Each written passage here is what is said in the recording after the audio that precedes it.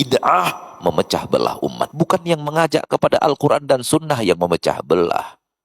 Yang memecah belah itu tambahan.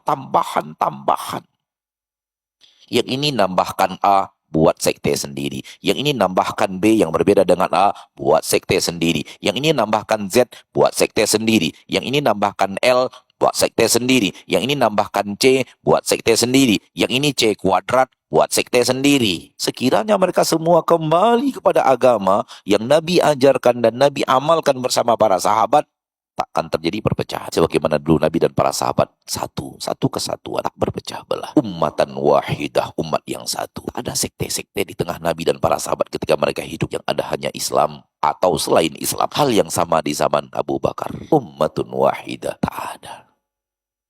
Hal yang sama di zaman Umar. Tak ada yang pecah belah. Umat Islam itu satu kesatuan, utuh. Hal yang sama di masa kekhalifahan Utsman. Namun di bagian akhirnya sudah mulai ada yang membuat kelompok. Dan kelompok inilah yang kemudian melakukan pemberontakan di kota Madinah. Sengaja mereka memilih kota Madinah ketika sepi. Penduduknya pada pergi naik haji. Mereka datang di waktu Madinah sedang sepi dari singa-singa perangnya. Mereka datang ke kota Madinah di saat para sahabat Nabi sibuk wukuf di Arafah. Waktu yang mulia itulah yang mereka gunakan untuk memberontak kepada Utsman bin Affan. Dengan mengepung rumah Utsman bin Affan. Ingin membunuh Utsman bin Affan. Dengan dalih-dalih ini itu yang sesuai dengan hawa nafsu mereka. Sahabat-sahabat Nabi yang ada di kota Madinah dan jumlahnya tak banyak, menjaga rumah Utsman dengan pedang. Jangan kalian masuk rumah Utsman.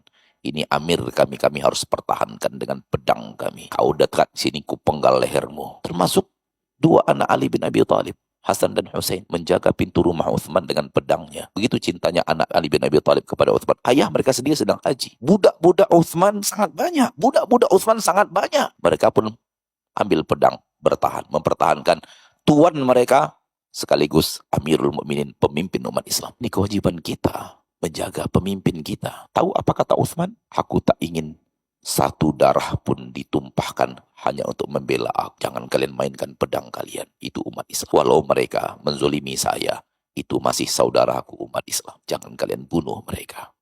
Jangan kalian tumpahkan darah mereka. Lihat pemimpin yang hebat, hasil didik Rasul tercinta.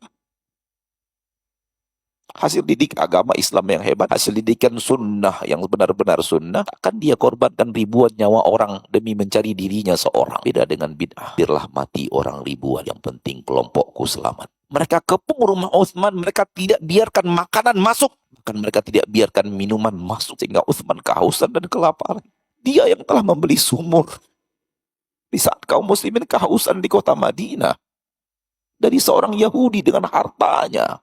Sekarang dia buat pemimpin itu kehausan di rumahnya, tak punya air. Sampai Utsman teriak dari atas, wahai umat Islam, siapa yang membeli sumur itu dari Yahudi hingga kalian minum? Kenapa aku tak diberikan minum? Bid'ah membuat hati nurani manusia terbunuh. Budak-budak Utsman angkat senjata, cabut pedang dari sarangnya.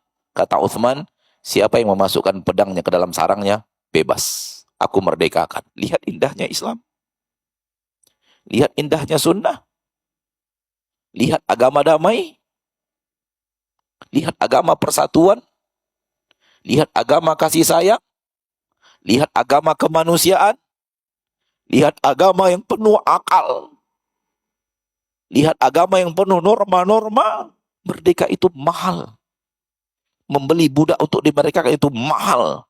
Cita-cita budak dalam hidupnya untuk dunianya adalah merdeka. Sebagaimana cita-citanya untuk akhirat adalah surga. Sampailah hari itu, hari terakhir hidupnya Utsman radhiyallahu anhu Allah, seorang pemimpin yang dizolimi oleh rakyat karena bid'ah yang ada di tengah rakyatnya, yang diamalkan oleh rakyatnya. Hari itu beliau berpuasa karena malamnya beliau bertemu Rasul di dalam mimpi. Rasul berkata kepada Utsman, Utsman, hari ini kau berbuka bersama kami.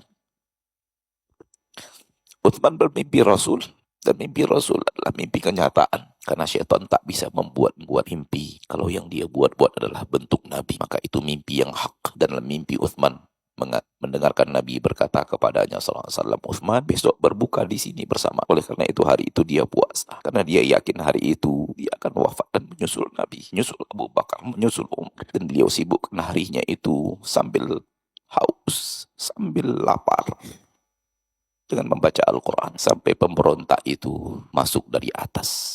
Karena di bawah dijaga ketat dan mereka berhasil sampai kepada Uthman dan menusuk tubuh Uthman dengan pedangnya yang zalim. Padahal Uthman sedang membaca Al-Quran. Apa salah Uthman?